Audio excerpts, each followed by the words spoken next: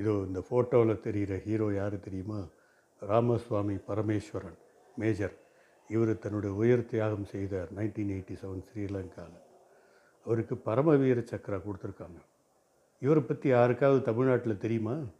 நம்ம ஹீரோவுக்கு பாலை ஊற்றுறோம், நெய்யை ஊற்றுறோம், இந்த மாதிரி ஹீரோவை மறந்துட்டோமே. ஏன் மறந்தோம்? இவரும் நம்ம தமிழ்நாட்டை சேர்ந்தவர் தான்.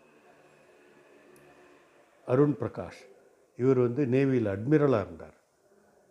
இவரை பாருங்கள், இவர் பெரிய கடற்படை வீரர்.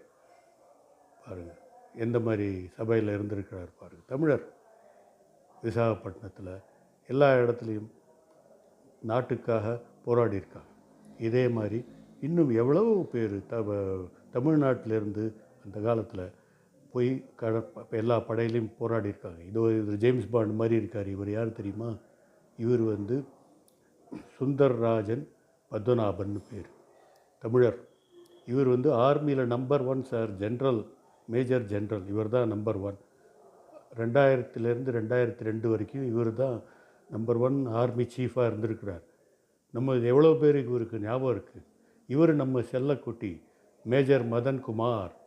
இவர் தான் நம்ம டிவியில் எவ்வளவோ ப்ரோக்ராம் கொடுத்து நம்ம கண்ணை திறக்கிறார்.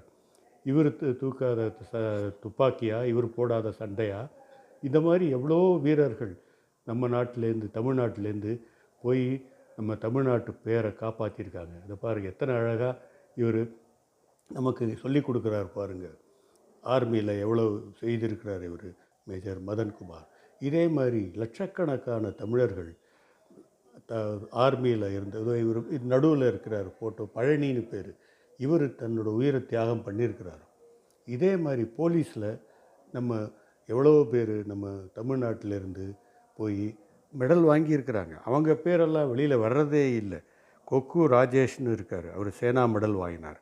தரே புல்லையான்னு பேர், அவரும் சேனா மெடல் வாங்கியிருக்கார். யாராவது தெரியுமா உங்களுக்கு? யாருக்காவது? ஏன் தெரியறதில்ல? இதோ இவர் பாரு, இந்த செல்லக்குட்டி ராஜா, இளையராஜான்னு பேருங்க. இவர் தமிழ்நாட்டுக்காரர். இவர் காஷ்மீரில் சண்டை போட்டு உயிரை கொடுத்துருக்குறாரு. உங்களுக்கு தெரியுமா? இதோ இவர் தான் அவர், இளையராஜா. இவர் சண்டை போட்டு உயிரை கொடுத்துருக்குறாருங்க. நம்மளுக்கு ஒன்றும் தெரியாது. நம்ம எல்லாம் இந்த ஒன்றுத்துக்கும் பிரயோஜனம் இல்லாத ஹீரோவுக்கு பாலை ஊற்றுறோமே, என்ன பிரயோஜனம்? இப்போ அதெல்லாம் போய் இப்போ எங்கே போகிறாங்க? தமிழ்நாட்டிலேருந்து ஒவ்வொருத்தரும் டாஸ்மாக்கு தான் போகிறாங்க. ஒரு வீட்லேயும் 35 வயசுக்குள்ள ஒரு ஆள் உயிரோடு இருக்கிறது இல்லை. கல்யாணமாகி குழந்தைகளை விட்டுட்டு செத்து போயிடுறாங்க, குடல் வந்து செத்து போகிறாங்க. ஒரு வீட்டில் ஒரு ஆள் சாகிறார். லேடிஸ் வேலை செய்கிறாங்க, வயசான அப்பா வேலை செய்கிறாங்க. இதுலேருந்து மீண்டு வரணும் தமிழ்நாடு. எப்போ வரும்?